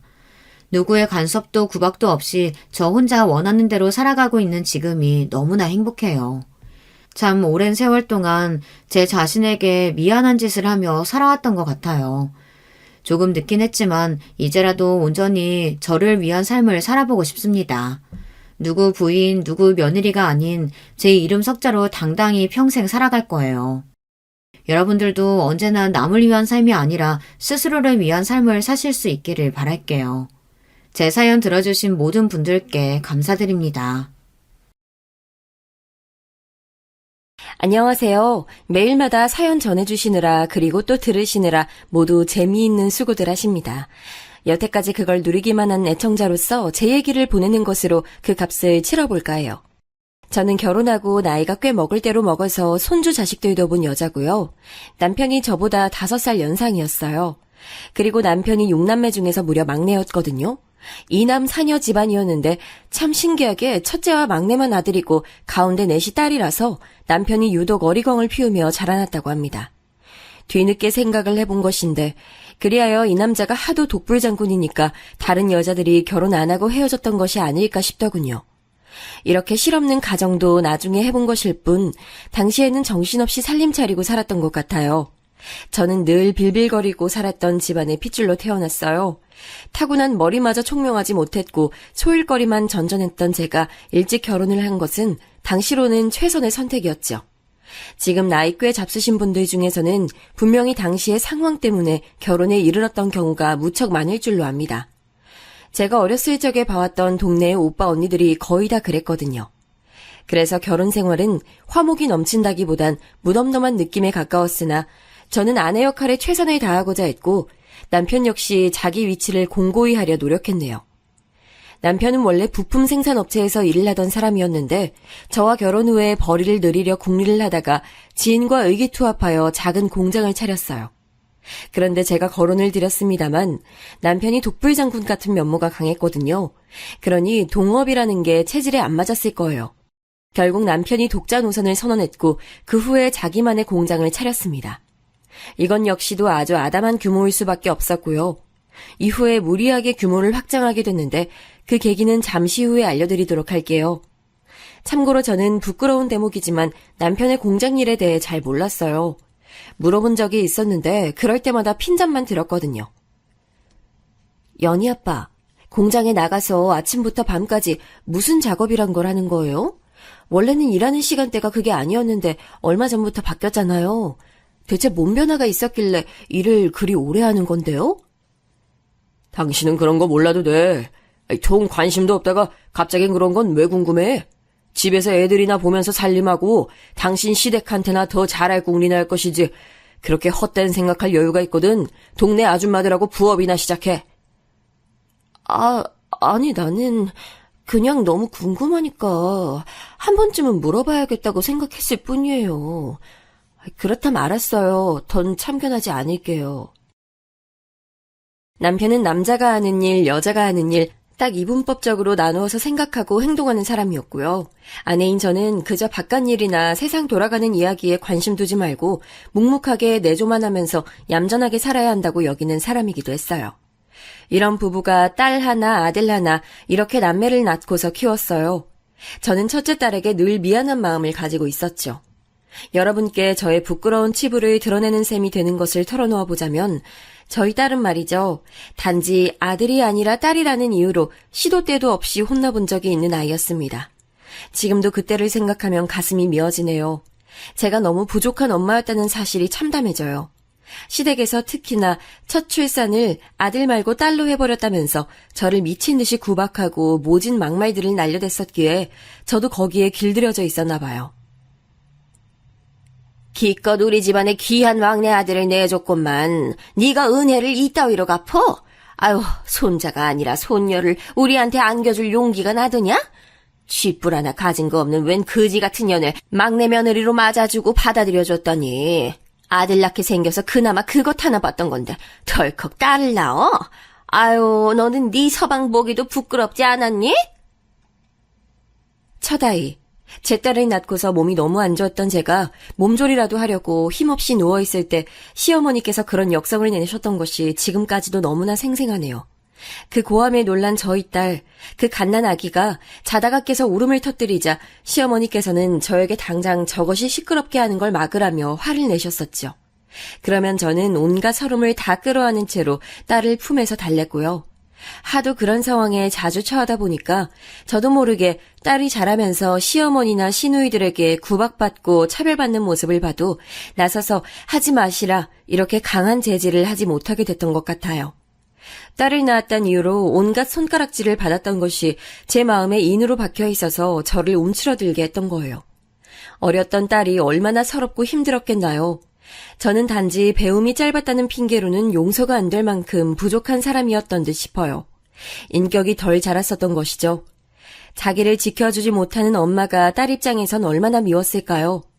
딸이 저 원망 많이 했어요. 당하고 사는 바보 같은 엄마라고요. 그런데 딸은 저보다도 자기 아빠를 훨씬 더 많이 원망하며 미워했어요. 나는 진짜 친가 사람들 다 싫어. 명절이고 집안 행사 때고 다 보기 싫어. 이제는 더 이상 안 그럴 거야. 아빠가 싫어서라도 그쪽과는 거리 두고 살 거야. 뭐라고? 이런 불효 자식을 봤나? 할아버지 할머니 두 분 다 건강이 안 좋으신 요즘인데 네가 그런 말이 나와? 딸 자식 키워봤자 소용없구나. 아빠는 그런 말씀 하시면 안 되지. 여태까지 아빠가 뭘 했는데? 나 어렸을 때 친가 사람들이 전부 다 나 미워하고 우습게 보고 무시하고 그럴 때 아빠 뭐 했냐고. 엄마가 할머니한테 나쁜 소리 듣고 온갖 고생할 때 아빠 모른 척 했잖아. 내가 그거 뻔히 다 아는데 어떻게 아빠를 원망 안 해? 그래서 남편이랑 딸은 사이가 안 좋았어요. 특히 딸이 사춘기를 지나면서부터는 아이의 부녀 사이가 단절될 정도였죠. 딸은 충분히 울분에 찰 만한 입장이었으나 남편은 그걸 이해하지 못했어요. 본인은 밖에 나가서 돈 벌어왔으니 그것으로 가장으로서 의무를 다한 거고 매사에 떳떳하다는 입장이었죠. 남편과 딸의 첨예한 대립은 그래서 융화가 될 수 없었습니다. 독불장군이었고 맨땅에 헤딩을 할지언정 자기가 틀렸다는 걸 인정하기 싫어하고 남의 말 수용하는 걸 못했던 남편. 그런 남자가 결혼 이후로 처음 괴로움에 머리를 감싸준 모습을 제가 보게 됐어요. 그것은 우리 부부가 막 살림을 합쳐 살게 됐을 적에 친분을 쌓았던 이웃 부부의 소식 때문이었죠. 저희 두 사람보다도 당시에는 사정이 궁핍했었거든요. 그런데 그 이웃 부부가 아파트를 사서 입주했더라고요. 그걸 듣고 남편이 놀라다 못해 절망한 거였죠. 게다가 그로부터 며칠 지나지 않았을 때 남편이 문득 어찌 살고 있나 궁금해진 고향 친구한테 연락을 해봤는데 비싼 신차를 뽑았다는 소식을 들은 거예요. 백날 열심히 해봐야 이렇게 해서는 돈을 못 버는구나. 내가 이렇게 살아서는 처참한 꼴을 영영 못 면하겠구나. 이대로는 안 되겠어. 죽이 되든 밥이 되든 뭐라도 해봐야지. 머리를 싸매고 괴로워하던 남편이 눈을 번뜩거리더니 저렇게 선언했어요. 남편의 작은 공장이 무리하게 규모를 확장했다고 좀 아까 말씀드렸죠. 바로 이런 일 때문에 그랬답니다. 자기보다 분명히 못했던 이들의 도약에 충격을 받아서요. 그리고 이건 역시 말씀드렸지만 제가 남편 공장 일에 대해 하나도 몰랐어요. 그래서 이때도 대체 뭘 어떻게 공장을 키운다는 것인지 전혀 알 수가 없었어요.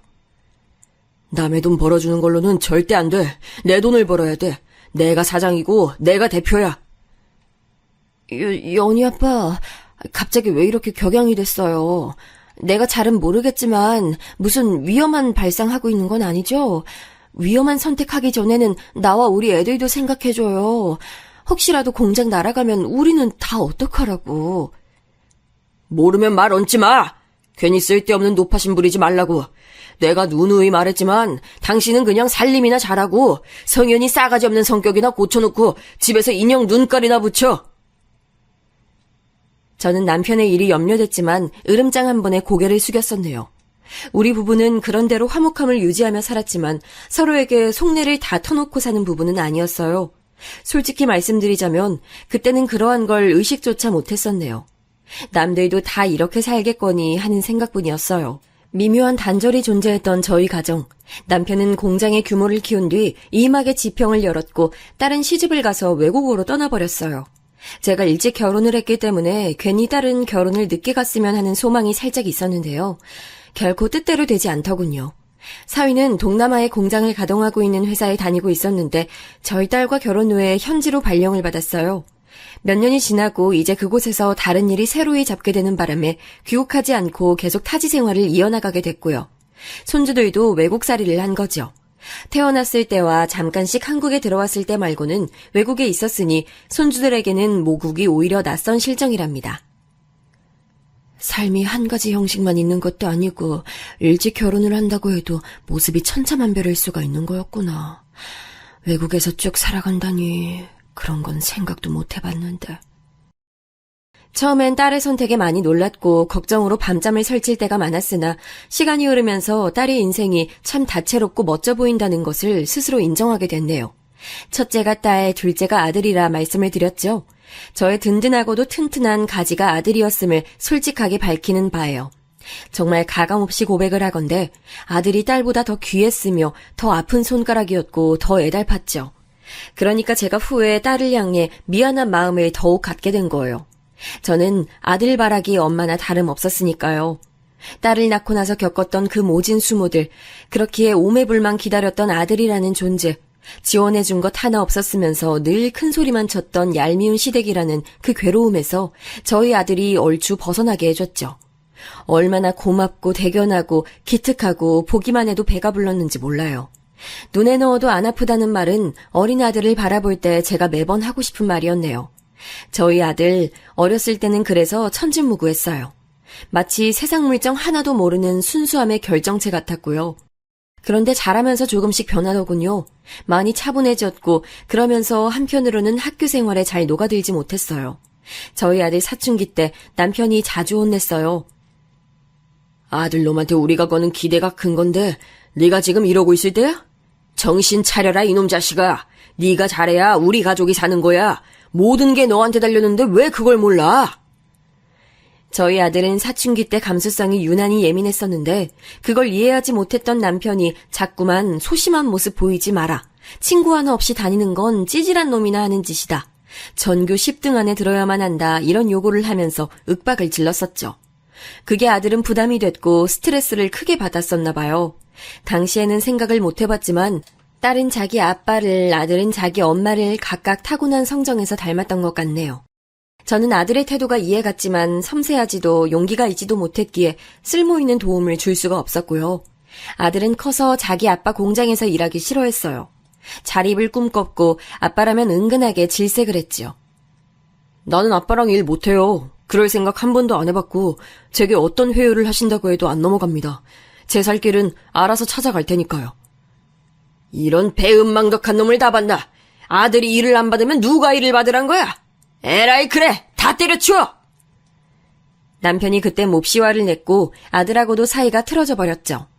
지난 세월 눌러 담아온 분노와 스트레스가 있을 아들을 이해해줘야 한다고 제가 남편을 설득해봤지만 안 통했어요. 도리어 제가 화풀이 대상이 돼서 남편에게 찍소리도 못하고 지내야 했네요. 직장을 잡아서 지내던 아들이 새로 만나는 여자가 생겼다고 하더니 결혼하겠다고 그러더군요. 제가 얼마나 놀랐고 한편으론 서운했는지 몰라요. 벌써 결혼을 하겠다고? 난 우리 아들이 적어도 2-3살은 더 먹고 나서 장가 들겠다는 얘기 해올 줄 알았는데 네 누나야 후딱 시집 가버렸다지만 그건 벌써 몇 년 된 이야기고 요즘은 결혼들 늦게 하는 추세라잖니. 뉴스에서 맨날 떠드는 거 엄마도 봐서 알아. 남자들은 여자들보다도 통상 결혼 늦게 하는데 네가 덜컥 이렇게 나오니까 내 심장이 벌렁거리네.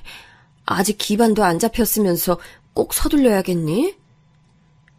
정식으로 교제한 지는 그렇게 오래 안 됐지만 진작부터 알고 지냈던 사이였고 이 여자라면 내가 마음의 안정 누리면서 살 것 같다는 확신이 들었어요. 정말 생각 깊고 차분하면서도 맑은 여자예요. 엄마도 보시면 분명 마음에 들어 하실 거예요. 하나뿐인 아들이 장가 간다는데 집 한 채 턱 해주지 못하니까 미안하고 민망해서 그러지. 우리 아들 더 좋은 부모 만났으면 날개 달아서 살았을 텐데 엄마가 늘 면목이 없어. 수준에 맞춰서 최선을 다해 사는 거고 결혼도 그렇게 하는 거죠. 엄마가 뭘 나한테 미안해하고 그래요. 절대 그러실 거 없어요. 아빠는 엄마가 알아서 설득해 주신다고 했으니까 그럼 여자친구 데리고 곧 인사드릴게요.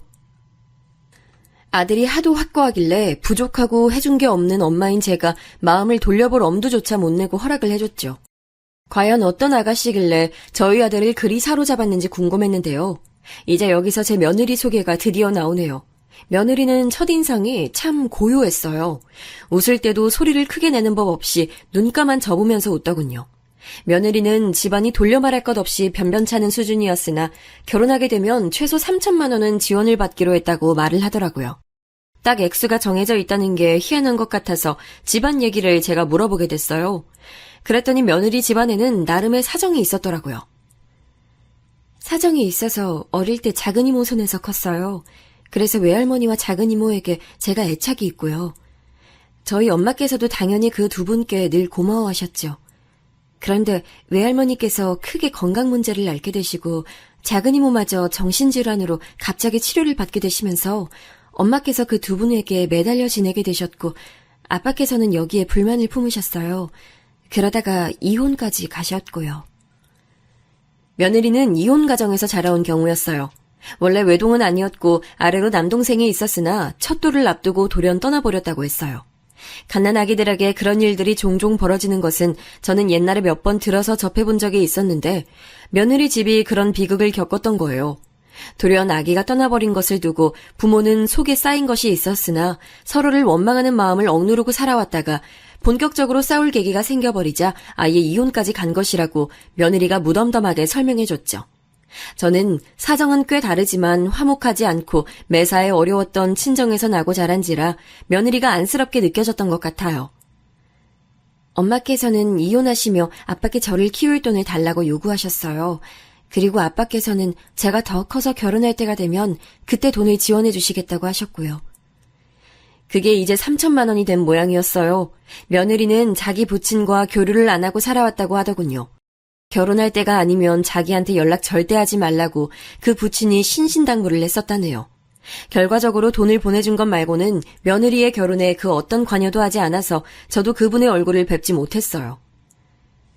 그리고 저희 엄마께서 현재 건강이 좀 안 좋으세요. 그래서 그나마 모아두신 돈이라도 다 털어서 저 좋게 시집 보내시는 것에 다 쓰고 싶어 하셔서요. 제가 비록 능력은 부족해서 돈은 못 모았지만 결혼하는데 금전적으로 문제는 없으니 걱정 안 하셔도 될 것 같아요.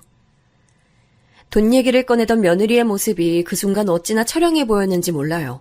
이렇게 참하고 수더분하고 또 한편으로는 가엾게 느껴지는 가정사를 끼고 있다니 어째서 제 아들이 빨리 결혼을 하고 싶어 하는지 알 것도 같아졌네요. 며느리의 처연한 눈매를 계속 마주보고 있자니 애잔하게 느껴져서 저도 모르게 며느리의 손을 꼭 잡아주었고 이내 고개를 끄덕여줬답니다. 앞으로 시어머니와 며느리가 되어 잘 살아보자는 뜻이었죠. 아들과 대면대면하게 된 지 오래였던 남편을 제가 필사적으로 어르고 달래가며 설득을 해 동의를 받아냈죠. 며느리가 그런 사정으로 집안의 지원을 받아들고 온 돈, 거기에 우리 부부의 돈 조금과 딸과 사위가 보태어준 돈을 합쳐서 결혼을 진행시켰고요. 정말 감사하게도 아들이 직장을 옮겼는데 아주 좋은 곳으로 갔어요. 덕분에 아들이 대출을 받아서 깨끗한 건물에 빌라 전세를 얻어 신혼생활을 시작할 수 있었죠. 미래가 창창한 보기 좋은 한 쌍이라고 생각이 들었네요. 그때만 해도 제가 전혀 몰랐던 거예요. 앞으로 상황이 어떻게 급변해 갈지 말입니다. 아들까지 장가 보내고 나서 저는 심적으로 꽤 외로웠던 것 같아요. 딸은 외국에 나가 있지, 아들은 차로 2시간 거리에 살아서 자주 볼 수도 없지. 그러니까 제가 이상하게 고립된 기분이 들더군요. 속이 그냥 허했어요. 못난 엄마 주제에 자식들에게 폐를 끼치게 될까봐 우는 소리나 하겠답시고 연락하는 짓은 절대로 못했고요. 혼자 끙끙 소가리를 하고 있었죠. 그런데 그 시기에 괴로운 건 저뿐만이 아니었던 거예요. 남편의 공장 상황이 엄청나게 힘들어진 상태였고 이게 설마 일이 더 커질까 싶었는데 결국은 수습이 안 돼서 부도 처리가 나버렸어요. 지난 세월 남편을 지탱해준 것은 어쩌면 저나 애들이 아니라 어쩌면 그 공장이라는 것일 수도 있다고 저는 생각을 해왔기에 대단한 충격이었고 남편이 걱정됐죠. 자존심에도 큰 상처를 입은 남편은 도무지 정신을 차리지 못했어요. 결국 다 지나갈 일이라고 이렇게 좌절하지 말라고 제가 귀에 대고 소리쳐봐도 듣질 않았어요. 아마 술 때문에 더욱 그런 듯 싶었어요. 원래도 술을 좋아하는 사람이긴 했지만 공장의 부도 이후로는 아예 술독에 빠져 살았어요. 계속 사는 게 의미가 있나? 살아봤자 내가 좋은 꼴을 볼 수 있을까? 난 그런 생각이 안 드는데. 그런 불길한 소리를 중얼거렸던 남편은 이상하리만치 비도 안 오면서 사흘 내내 날씨가 흐리고 우중충하던 때에 극단적 선택을 하고 말았습니다. 말도 안 하고 집에서 사라진 남편 때문에 한숨을 제가 쉬고 있었는데 연락을 받았어요. 경찰인데 강원도라고 했죠. 거기까지 가서 남편이 그런 선택을 했고 이미 이 세상 사람이 아니라는 것을 제가 눈앞이 노랗게 됨을 느끼며 잠시 졸도를 했었네요. 살면서 그런 충격, 뇌리에 전류가 꽂히는 것 같은 끔찍한 감각은 처음이었어요. 황급히 귀국한 딸이 장례식장에서 동분서주했는데 사위는 안 보였죠. 현지의 회사 사정이 무척 긴박하다고 그랬어요. 딸의 설명을 들은 제가 덜컥 겁이 났죠. 만약에 사위가 몸을 담고 있는 공장이 잘못돼서 그로 인해 좌절하고 제 남편처럼 허망한 선택이라도 한다면요. 너는 여기 오래 머물 생각 말고 얼른 돌아갈 준비해. 애들도 있는데, 응? 애들 봐야 하는 엄마가 집을 오래 비우면 못 써. 난 괜찮으니까 절대로 걱정 말고. 알았지? 건서방 힘들 텐데 옆에서 네가 잘 붙들어주고. 아무렴 지금 엄마보다도 더 힘들겠어? 엄마 걱정돼서 내가 며칠 더 머물까 싶은데 왜 이렇게 강경하시대? 딸은 머뭇거렸지만 저는 마음 금세 추스릴 거라고 문제없다고 자신만만한 척을 했어요. 그렇게 딸은 다시 출국을 했고 아들 며느리는 차로 2시간 거리에 저는 주변에 금방 기운을 차린 듯 연기를 하고서는 실상은 허한 심정을 안고 집에서 밥도 잘 못 먹으면서 지내고 있었어요. 그런데 어느 날 부동산 사장님의 연락을 받은 것이죠. 그때 앞불싸 싶더군요. 제가 하도 경황이 없어서 이걸 잊고 있었어요. 남편 공장 부도나고 있는 돈 다 써버리고 그러고 나서도 부족해서 이 집을 내놨었죠. 제법 오랜 세월의 추억이 담긴 집도 돈 문제 앞에서는 포기할 수 있는 것이 되더군요. 제가 하는 수 없이 죽어도 폐를 끼치고 싶지만은 않았으나 아들의 안부 전화가 걸려왔을 때 솔직하게 처지를 터놓고 말았어요. 그러자 아들이 깜짝 놀라면서 당장에 저를 불렀죠. 엄마, 안 그래도 한창 회사 일 바빠지기 시작할 때 아빠가 그렇게 되셔서 내가 너무 정신을 쏙 빼놓은 채 장례를 치렀구나 싶은 생각에 요즘 얼마나 괴로웠는지 몰라요. 엄마한테 연락을 드리는 것마저 죄송스러웠을 정도예요. 그런데 그렇게 집을 넘기게 됐다니 이제 엄마 어디 가실 데도 없고 새로 집을 구하셔야 되는 상황인데 당연히 제가 모셔야죠. 엄마, 아들하고 며느리 뒀다가 뭐 하시려고요. 이럴 때 함께 지내셔야 하지 않겠어요? 정말 고마울 따름이었고 제게 마땅한 선택지도 없었기에 오갈 데가 없어서 아들 며느리 사는 집으로 갔어요. 며느리에겐 미안한 마음이 들어서 어쩔 줄 몰랐는데 저를 해사하게 맞아주는 것을 보고서는 제가 감동을 했었죠. 어머님, 부디 앞으로 편하게 지내세요. 이제 어머님이 사시는 곳이니까 여긴 내 집이다 하고 지내시면 돼요. 엄청난 일이 일어난 후에 어머님을 이렇게 모시게 돼서 다행이라고 생각하고 있어요. 저희 어머님 염려돼서 늘 고민 많았거든요. 그렇게 말해주니 정말로 고맙네. 내가 최대한 민폐 안 되도록 지내볼게. 민폐라니요, 어머님. 마음 아프게 그런 말씀 왜 하시는 거예요? 너무 속상해요. 어머님이 어떻게 지내시든 그건 절대로 민폐가 될 수 없으니까 아무런 걱정하지 마시고 그냥 마음 다 내려놓고 지내주셨으면 좋겠어요. 그때 며느리가 말을 얼마나 예쁘게 해줬는지 몰라요. 너무 고마워서 제가 울컥한 심정으로 고개만 끄덕였었네요. 제가 며느리와 화기애애한 분위기를 만들자 그 옆에서 아들이 무척 기뻐했어요. 특히나 마음씨 고운 며느리의 태도에 아들은 눈물까지 살짝 고였었고요. 남편의 갑작스런 죽음이 너무 충격적이라 아직도 사실은 저의 현실로 와닿지 않고 있었으나 저는 거주 환경을 이렇게 바꿈으로써 다시 살아갈 동력을 얻는 거라고 그런 긍정적인 생각을 하려 애썼네요. 무슨 일이 있어도 자식들에게 짐이 돼서는 안 된다는 생각을 확고하게 가지고 살아왔던 저였기에 혹시 제 존재가 아들에게 불편한 걸림돌이 될까봐 초반에는 매우 노심초사했어요. 특히나 저도 모르게 며느리 쪽의 눈치를 살피게 되더군요. 결혼할 때까지만 해도 자기가 시어머니를 한 집에 모시게 될 줄 며느리가 어디 상상이나 했겠나요. 그 심장을 헤아려 보니 너무나도 미안해서 어려운 상황 만들지 않도록 제가 애를 썼죠. 며느리는 평일마다 점심시간에 집에서 멀지 않은 아담한 식당에 일을 나갔어요. 거기서 설거지와 홀 청소를 하고 있었더라고요. 왔다 갔다 하는 시간까지 합치면 3시간씩 고정적으로 그때 집을 비웠고요. 나머지 시간은 주로 컴퓨터 앞에 앉아서 자판 두드리며 일을 했지요. 출판물은 글을 쓰고 나면 맞게 썼는지 점검을 하고 출판을 한다고 하는데 며느리가 이 점검 일을 했다고 한 것 같아요. 신축이라 깔끔하지만 널따란 건 아니었던 그 집에서 저는 며느리 일하는데 제가 방해가 될까봐 늘 조용히 하면서 되도록 그 시간이면 주변 산책이라도 나갔어요. 집을 제가 아예 비워주는 게 며느리 입장에서는 최고가 아닐까 싶어서 그렇게 했었네요. 저는 며느리가 외출할 때만 TV를 켰고 부엌에서 사부작거리며 반찬들을 미리 만들어놨죠. 참고로 저희 아들은 그때 한창 회사에서 자리를 잡으려고 용을 써대던 시기라 무척 바빴고 집에 오면 많이 피곤했는지 골아떨어지게 일쑤였어요. 그러면서도 며느리에게 저를 잘 부탁한다는 말은 어찌나 해댔는지 몰라요. 제가 자꾸 그러면 듣는 며느리 입장에서는 난처할 거라고 말을 해도 아들은 아른곳하지 않았으니 제가 민망할 정도였죠. 엄마가 혹시 우울해하실까봐 나는 그게 너무 걱정이야. 아무래도 자꾸 신경 쓰이네. 우리 엄마 괜찮으셔야 할 텐데. 아들은 바쁘고 정신없는 자기 처지와 한계가 있는 체력에 아쉬워하면서 제 염려를 해댔죠. 그러면서도 저와의 일상을 문제없이 부드럽게 이어가고 있는 며느리에게 아들은 무척이나 고마워하고 있었고요. 자기가 결혼 한번 잘한 것 같다면서 뿌듯해하더라고요. 자기 모친에게 잘하는 배우자를 예뻐하지 않을 사람은 세상에 없을 거라는 아들의 말에 저도 따라서 미소로 화답을 해줬었는데요. 그러나 제가 여러분께 말씀드리고 싶은 것은 그때 즈음부터 저의 생각은 슬슬 아들의 의견과 달라지기 시작했다는 거예요. 이게 뭔 말인가 하면 제 눈에는 도리어 남편 일은 제가 아니라 며느리 쪽이 한껏 우울하게 보였다는 것이죠. 처음엔 그런 식으로 생각해보지 못했는데 한번 얘가 좀 우울한가라는 인식이 머릿속에 들어왔더니 며느리가 계속 그렇게 보이더라고요. 우울해서 왠지 기운이 없는 듯한 그런 모습 있잖아요.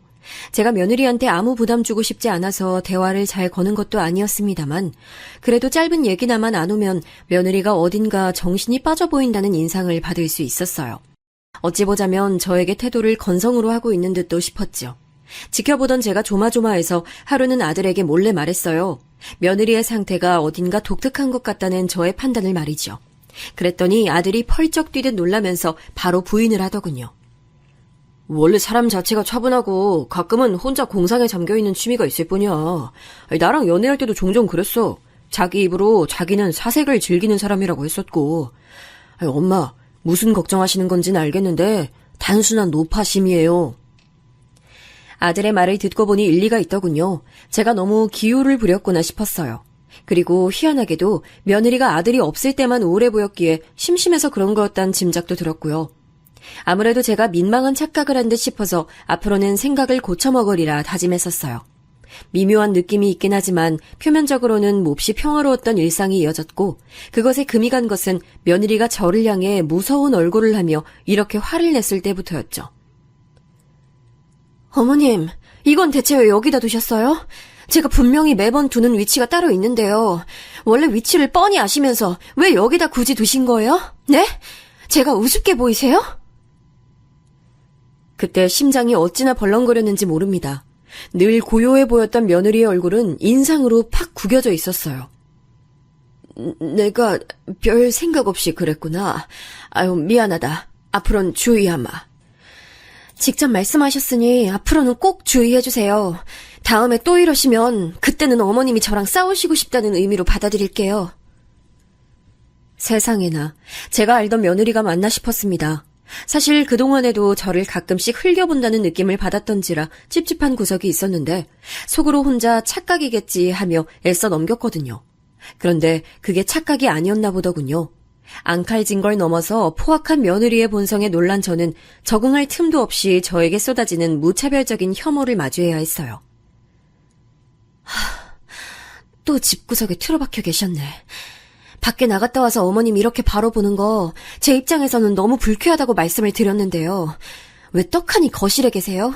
일부러 이러시는 건가요? 며느리 괴롭혀 보시려고?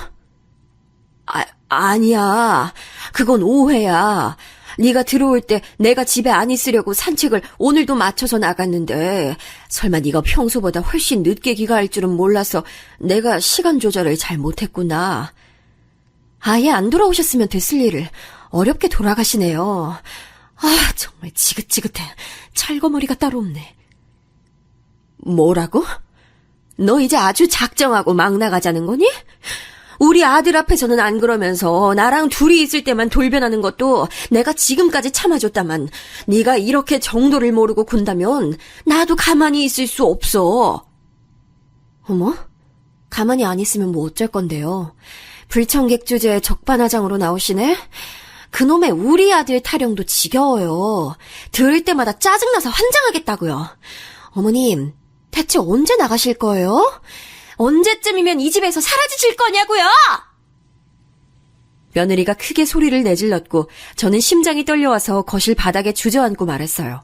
지금까지 모든 모습이 처음부터 봐왔던 며느리의 그 면모들이 전부 가식이었다고 생각하니 모골이 송연했죠.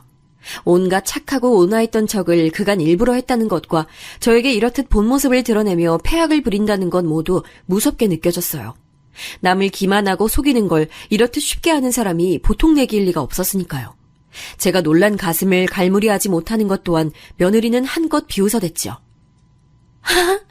진짜 어이가 없네요. 지금 설마 제가 진짜로 이렇게 한 집에서 어머님 모시면서 살고 싶어 한다고 믿으셨던 거예요? 아니 세상 천지에 시어머니 모시며 살고 싶은 며느리가 어디 있겠어요. 어머님, 양심이라는 게 있긴 하세요? 저를 마음껏 조롱해댔던 며느리는 그러나 아들 앞에서라면 조신하고 얌전한 척을 했어요. 그 때문에 제가 공포에 질려야만 했죠. 안 당해보신 분들은 짐작이 어려우실 거예요. 나에게 악마 같은 모습을 보이니가 타인 앞에서는 천사표 웃음을 지어 보이는데 어찌 두려운 마음이 들지 않을 수 있었겠나요. 그러나 저는 다름 아닌 며느리가 기만하고 있는 상대의 엄마였잖아요. 제 자존심이고 받은 상처고 이건 나중의 문제고 아들이 아무것도 몰라서는 안 된다는 생각이 먼저 들었어요. 용기가 생겨났고 보다 못한 제가 셋이 함께 있는 자리에서 며느리의 만행을 까발렸죠. 그랬더니 화들짝 놀란 아들과는 반대로 며느리가 씁쓸한 미소를 지으며 이렇게 말하더군요. 예상했지만 역시나 어머님께서 아버님을 슬프게 보내시고 그 스트레스로 정신상태가 불안해지셨나 봐요. 앞으로는 제가 더 잘할게요. 어머님 정신상태가 이토록 예민하게 변한 데는 며느리인 제 탓도 있는 거겠죠. 제가 잘해드리고 매사에 챙겨드렸어야 했는데 너무 부족했나 봐요. 어머님이 일상 보내시는데 어려움 없도록 제가 더 노력할게요. 그 천연덕스러운 가증에 제가 말문이 막혀버렸고 아들은 그간 고생이 많았다며 늘 미안하다며 며느리의 어깨를 어루만지더군요. 졸지에 저는 문제 많은 사람이 돼버렸어요. 며느리는 제 상상 이상으로 보통 내기가 아니었고 저는 공포마저 느꼈어요. 어느 날 제가 하도 잠이 안 와 물이나 마실까 하고 방에서 나왔는데 아들 며느리 방에서 말소리가 작게 들려오더군요. 직감적으로 제 얘기인 것 같아서 방문에 귀를 대고 들어왔어요. 그랬다가 소름이 돋아서 다리에 힘이 풀릴 뻔했네요. 자기야, 너무 나쁘게만 받아들이지 말고 진지하게 생각해줘.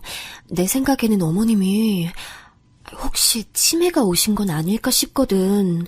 힘든 일을 겪으면 뇌가 움직임이 둔해지기도 한데 전문시설에 어머님 맡겨야 하는 건 아닐까? 우리가 아니라 어머님을 위한다면 그게 맞는 선택일 수 있어. 뻔뻔하게도 슬픔에 잠긴 목소리를 내고 있었어요. 마치 저에 대한 걱정과 염려로 어쩔 줄 모르는 것처럼 들렸네요. 저는 며느리의 그 말을 듣고서 잠시나마 스스로를 의심하기까지 해봤어요.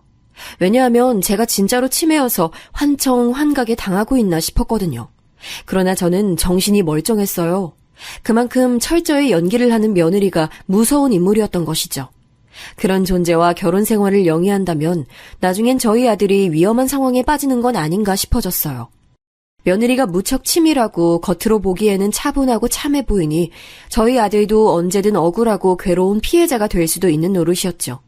실제로 저희 아들은 제가 몇 번이고 며느리의 태도가 수상하다고 말을 해봐도 꿈쩍 안 했어요. 도리어 며느리를 오해당하는 불쌍한 사람이라 봤고요. 내가 빠져주는 걸로 끝나는 문제가 아니구나. 괘씸하고 분해서뿐만이 아니라 내 자식을 위해서라도 내가 응징을 해야 돼. 며느리는 제가 바보 같고 수동적이고 머리는 조금도 굴릴 줄 모르는 인물이라 여겼기에 막무가내로 제 앞에서 본성을 드러낸 것이었으나 저는 굳센 다짐을 마친 후로 방안까지 떠올려낸 뒤였죠.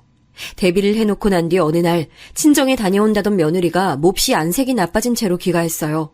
안 좋은 일이라도 겪은 모양이었는데 아들은 아직 퇴근 전이었죠. 저에게 화풀이를 할 것 같았는데 역시나였어요. 우리 외할머니 돌아가시고 우리 엄마 아프고 우리 작은 이모 제정신 아니고 내가 사랑하는 가족들은 지금 다 그렇게 됐는데 어머님은 뭐예요? 뭔데 멀쩡하게 제 눈앞에서 알짱거리고 계세요? 이유는 모르겠으나 감정이 몹시 격해 보이는구나. 일단은 진정하고 가라앉히는 게 어떠니? 지금 내가 진정하게 생겼어? 당신 때문에 짜증나 죽겠는데 언제 꺼질 거야 이 노인네야. 진짜 내 손으로 치워버리기 전에 직접 네 발로 제발 좀 꺼져. 며느리가 악다구니를 썼고 놀라서 뒷걸음질 치던 제가 엉덩방아를 찧었으나 며느리는 괜찮냐고 묻지도 않고 도리어 저를 내려다보면서 깔깔 웃었어요. 저를 향해 빨리 이 집에서뿐만 아니라 이 세상에서 꺼져줬으면 좋겠다는 말도 하더군요. 등줄기에 소름이 돋아났네요. 아들이 귀가하자 며느리는 아무렇지 않은 척 순한 웃음을 지었고요. 저에게도 말을 살갑게 건네더군요. 저는 두 주먹을 불끈 쥐며 그 모욕적인 순간을 버텨냈어요. 그리고 다음 날 아들과 따로 밖에서 대화를 나눴죠. 제가 또 며느리 얘기를 꺼내자 아들이 이제는 그만 듣고 싶다는 듯 고개를 저었는데 그때 제가 아들에게 무언가를 내밀었어요. 그건 바로 제 휴대폰이었는데 어제 저녁에 벌어진 만행의 현장이 동영상으로 촬영되어 있었답니다. 엄마, 이게 대체 뭐예요? 지금 이런 무서운 막말을 퍼붓는 영상 속 여자가 내 와이프 맞아요? 아니, 엄마는 바닥에 쓰러져도 또 심한 말을 계속 들으셨고요? 아니, 이게 말이나 되는 거예요? 엄마, 난 지금까지 이런 줄도 모르고 엄마가 스트레스로 거짓을 말씀하시는 줄로만 알았어요. 죄송해요. 너무나 죄송해서 미치겠어요. 영상을 본 아들이 분노와 충격 그리고 죄책감에 눈물을 보였어요. 그 휴대폰은 남편의 장례식에 참석차 급하게 귀국했던 딸이 새로 개통해준 거였어요. 저에게 앞으로 산이며 들이며 놀러가는 곳마다 예쁜 꽃, 멋진 풍경 보이면 휴대폰 카메라로 찍어줬다가 사진으로 간직하라면서 말이죠. 그 전에 쓰던 것은 화질이라는 것이 너무 떨어져서 사진을 찍어 남기는 재미가 없었거든요. 그런데 딸이 사준 새 휴대폰은 화질이 선명해서 사진을 가끔 찍게 됐고 동영상으로 촬영도 해보게 됐어요. 그리고 그것을 지난 저녁에 거실 소파 등받이 위에 둔 채로 촬영 버튼을 눌러놔서 현장에 증거를 남긴 것이었죠. 아니야 자기야. 이거 나 아니야. 이거 동영상 조작된 거야. 내가 어머님한테 그럴 리가 없잖아. 자기는 어머님이 아니라 내 말을 믿어야 돼. 난 진짜 결백하고 너무 억울해. 며느리는 그 증거를 직접 봐놓고도 사과나 변명을 하지 않고 무작정 부인부터 했어요. 터무니없는 모함을 당했다면서 저를 재차 계획성 짙은 정신병자로 몰고 갔어요. 저에게 치매 증세가 보인다고도 덧붙였죠. 제가 기가 막혀서 고개를 젓고 있을 때 아들이 분노에 찬 음성으로 외쳤어요. 제발 그만 좀 해. 이 지경까지 와서도 아니라고 발뺌을 해? 너 진짜 무서운 여자다. 차라리 미안하다고 인정이라도 바로 했으면 내가 지금 이렇게 소름이 돋진 않았을 것 같아. 너하고는 더 이상 못 살겠어. 한 점의 잘못도 없다는 지금 네 그 표정 때문에 내가 소름이 돋아서 미치겠다고. 우리 이혼해, 당장. 아들의 결단에 제가 깜짝 놀랐고 며느리가 반쯤 졸도를 했습니다. 넋이 나간 모습으로 저를 향해 그간 잘못을 저질렀다고 반성하고 있다고 끊임없이 중얼거리는 며느리를 보며 저는 무어라 대답을 해줘야 할지 몰라서 가만히 있었네요. 며느리는 이혼만은 안 된다면서 이 결혼 생활이 자신이란 존재를 지탱하는 것이었다며 울고불고 난리를 쳤지만 아들은 확고했어요. 결국은 이혼이었네요. 이혼을 한 아들이 저에게 불효를 하였다며 고개를 숙였으나 저는 되려 눈물로 사죄를 하고픈 마음이었답니다. 나 때문에 나만 없었어도 우리 아들이 계속 결혼 생활 잘했을 거라 생각하면 가슴이 찢어져. 내가 끝까지 못난 엄마라서 미안해. 아들은 제발 그렇게 생각하지 말라며 제 손을 붙잡았고 둘이 엉엉 울었습니다. 막막했는데 딸이 한국에 들어왔어요. 그간 저를 너무 모른 척 내버려 두었다며 이제 함께 출국하자는 말을 듣고 제가 놀라지 않을 수가 없었네요. 아무리 그래도 저는 우리나라에서 계속 사는 게 운명인 것만 같았고 무엇보다 아들이 여기 있는데 떠날 수가 없어서 고개를 저었어요. 그러자 며칠 후에 손주들이 한국으로 왔죠.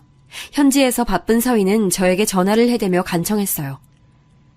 장모님, 들으셨겠지만 저희 가족은 지금 이 나라를 떠나서 다른 곳에 정착할 계획을 세우고 있어요. 장모님도 부디 함께 하셨으면 합니다. 그냥 드리는 말씀 아니에요. 사위의 간절한 목소리와 함께 가자고 졸라대는 손주들의 애교에 제가 고심이 깊어졌는데 딸이 그러더라고요. 허망하게 떠난 제 남편을 생각해보라고요. 이 넓은 세상을 너무 좁게 살다가 간 인생을 가까이서 보지 않았냐고. 한 번뿐인 인생을 그리 살다가 떠나는 건 아깝다 생각하지 않냐고. 딸이 그렇게 말을 하는 것에 제 마음이 흔들리고 말았죠. 제가 사실 남편이 떠났을 때 그 생각을 했었거든요. 이 미련한 사람, 너무 재미없게만 살다 갔네요. 나를 만나지 않았다면, 다른 여자와 결혼했다면 달리 살았을까. 훗날 저승에서 만나거든 내가 세상 이야기 보따리 한아름 들고 갈 테니 그때 들어줘요. 이대로 이 좁은 일상을 살아간다면 남편에게 나중에 해줄 말도 별로 없을 듯 하더군요. 그래서 딸의 뜻을 따르는 것으로 했어요. 아들은 당분간 일에만 매진하며 살 계획이라고 했고요. 저는 그렇게 생각해 본 적도 욕심내 본 적도 당연히 없었던 해외살이를 시작했어요. 정신없이 하루하루가 금세 흘러가더군요. 이혼하고 딱 1년이 되었을 때 아들은 새로 여자친구를 만들었어요. 상대 쪽에서 아들에게 끈질길이 많지 마음을 표현해서 사귀게 됐는데 이변이 없으면 결혼까지 갈 것 같다는 얘기를 듣고 제가 흐뭇해졌죠. 한국에 들어갔을 때 마중 나온 아들을 만났는데 저에게 알려줄 내용이 있다면서 미묘한 표정을 짓더군요. 도대체 무슨 이야기이길래 저런 표정으로 말을 하나 싶었는데 다름 아닌 전 며느리의 얘기였어요. 알고 보니까 정신적으로 문제가 있었다네요. 엄마, 조현병이 뭔지 아시죠? 들어보셨죠? 아무래도 그 영향이 그때도 있었나 봐요. 초기 조현병이라고. 그런 진단을 3개월 전에 받았대요. 세상에 어쩜 그럴 수가. 나는 설마 걔가 그럴 줄은 상상도 못했는데. 아유, 정신이 아팠다니 이걸 어쩌면 좋니. 살 날 한참 남은 젊은 여자가 가여워서 어쩐다니. 안 됐다는 생각부터 들었고 제가 혹시 정신이 아팠던 사람에게 심히 무정하였나 싶어서 속이 울렁거렸어요. 그러고 보니 전 며느리는 자기의 작은 이모가 정신과 약을 먹고 있으며 치료를 받아왔다고 했던 게 생각났어요. 집안 내력이 있었구나 하는 추측이 그제서야 들었죠. 고심하다가 저는 아들 몰래 전 며느리의 모친인 전 사부인께 연락해서 찾아뵀어요. 저에게 고개를 푹 숙이시더군요. 저희 딸애가 자기 정신에 문제가 있다는 걸 인정 안 하려고 들어서 그것 때문에 참 힘들었네요. 분명한 진단을 받고 나서도 소견서를 읽고 나서도 딸은 부정했어요. 자기한테 정신병이 있을 리가 없다고 생각했죠. 절대 치료를 안 받을 거라며 버텼어요. 그러다가 자기 이모가 약 없이는 일상생활 못하는 걸 자기 눈으로 재차 지켜보더니 마음을 고쳐먹었어요. 그래서 지금은 괜찮은 상황이에요. 딸에게 그런 문제가 있다는 것을 속일 의도가 없었음을 재차 말씀드리고 싶어요. 정말 죄송했습니다. 건강이 안 좋으셔서 안색이 나쁘셨는데 그런 분이 사과까지 하시는 것에 저는 가슴이 미어져서 실례인 것도 있고 그 앞에서 오열을 해버렸어요. 그러자 그분도 울음을 터뜨리셨고 그것으로 인연의 마무리를 슬프게 마무리 지었네요. 생각할수록 마음이 복잡해져요. 먼저 떠난 제 남편을 떠올릴 때도 그렇고요. 우리 부부의 본질은 어쩌면 비슷했거든요. 배운 것은 많지 않고 늘 가난했고 그래서 바쁘고 정신없게 살며 푼돈을 손에 쥐는 모습만 주구장창 봐온 이들이었죠. 비약하자면 한마디로 힘들게 벌어서 하루하루 살기에만 급급했었던 부류였네요. 그렇게 살지 말 것을 그랬죠. 그나마 저에게는 앞으로 남은 시간들이라도 있다지만 먼저 떠난 남편의 인생을 생각하면 씁쓸합니다. 여러분도 살면서 나머지 사람들끼리만 행복해져도 괜찮은 건가 하는 의문으로 고민해 본 적이 있으실지 궁금해지네요. 제가 늘 그런 상태에 머물러 있어서 그런가 봐요. 단 한 가지 분명한 것은 저는 제 자식들이 잘 살기를 늘 바라왔다는 것이에요. 그것에 의지해서 묵묵히 정신을 다잡고 살아가는 중이네요. 저의 사연이 어떤 분들에게 어떤 의미가 될지 모르겠으나 들어주신 모든 분들의 인생에 행운이 가득하길 지금 이 순간 기도해 보겠습니다.